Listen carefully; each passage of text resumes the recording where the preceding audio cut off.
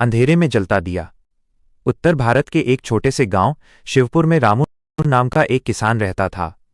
उम्र कोई 35 साल के आसपास, पर चेहरे पर उम्र से कहीं ज्यादा थकान थी। कभी ये चेहरा मुस्कराता था, पर अब उसमें बस चिंता और खामोशी रह गई थी। रामू की पत्नी सीता 2 साल पहले बीमारी से चल बसी। उसी दिन से उसके घर की रौनक भी जैसे चली गई। उसका 7 साल का बेटा मोहन अक्सर बीमार रहता था। दवाइयों के लिए पैसे नहीं थे, खेत सूख चुके थे और साहूकार का कर्ज हर महीने बढ़ता जा रहा था।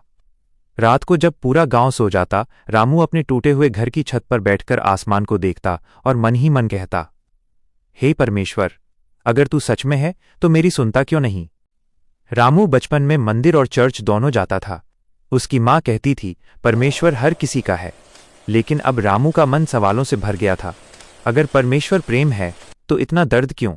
अगर वो सब देखता है तो चुप क्यों है? एक दिन साहूकार ने आकर साफ शब्दों में कह दिया, या तो पैसा दे या खेत मेरे नाम कर दे। उस रात रामू पहली बार रोया, खुलकर, बच्चों की तरह। कुछ दिन बाद गांव में हलचल हुई।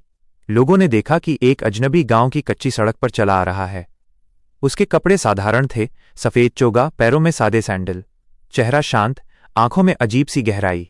वो किसी से कुछ मांग नहीं रहा था, बस लोगों से बातें कर रहा था।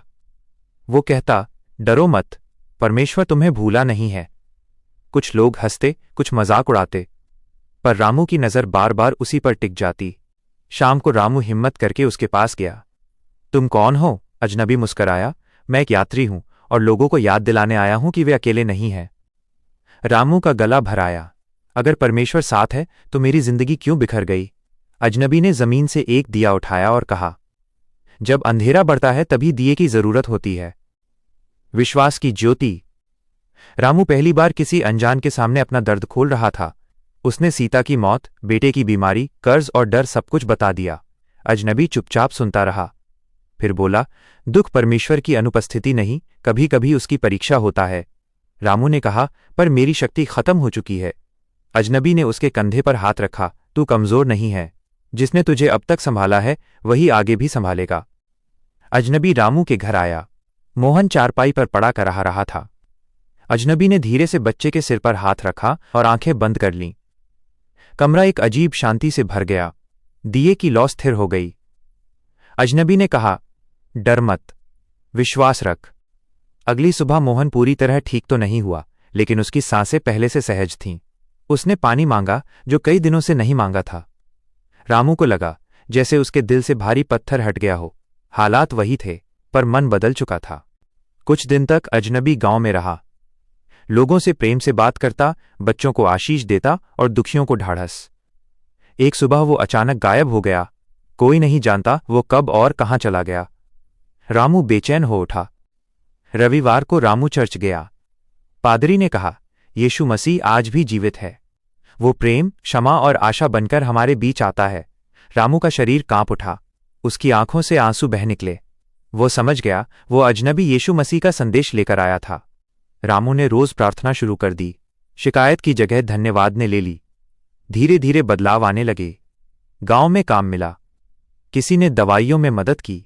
बारिश आई, खेत हरे हो गए। 1 साल बाद फिर मुश्किल आई, फसल खराब हो गई। लेकिन इस बार रामू नहीं टूटा। उसने आसमान की ओर देखा और कहा, प्रभु तू मेरे साथ है, बस यही काफी है। गांव के लोग बदलते रामू को देखकर हैरान थे। अब वो दूसरों की मदद करता था और दुखियों को ढाढ़स देता। वो कहता, मैंने मसीह को देखा है, आंखों से नहीं, दिल से। मोहन बड़ा होने लगा। वो स्वस्थ था, हंसता था। एक दिन उसने पूछा, पापा मसीह कौन है? रामू मुस्कराया, वो जो अंधेरे में दिया बनकर आता है। सालों बाद रामू गांव का सम्मानित व्यक्ति बन गया, पर उसके पास धन से ज्यादा विश्वास था। वो जान चुका था कि मसीह दुख से बचाने नहीं, दुख में साथ देने आते हैं। ये कहानी सिर्फ रामू की नहीं, ये हर उस इंसान की है जो टूटा है, डरा है और उम्मीद खोज रहा है।